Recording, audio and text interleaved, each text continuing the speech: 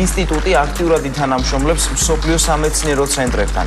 პროექტს რამდენიმე ასეული მილიონი ლარი სჭირდება და მას საფინანსებს ფონდი ქართულ. წლის ბოლოა მინდოდა რომ მენახა ტექნოლოგიური ინსტიტუტი რომ დაამთავრეს ბავშვებმა.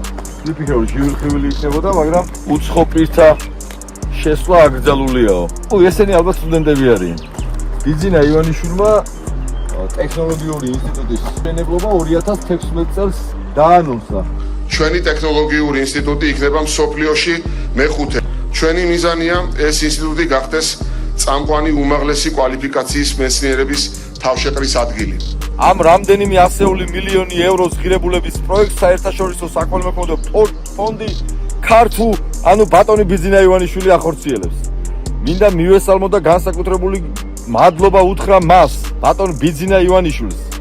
ამ კიდევ ერთი საშვილიშვილო საქმის წამოწყებისთვის. ოჩახ გიორგი, ოჩახ 2016 წლის 23 მაისია 1 წლის წინანდელ განცხადებას ვკითხულობ კვირიკაშვილისას. მე კი არ ვლაპარაკობ ამას. მაგრამ შეგვიძლია ნახოთ ინსტიტუტის ნაცვლად რა მივიღეთ ადგილზე.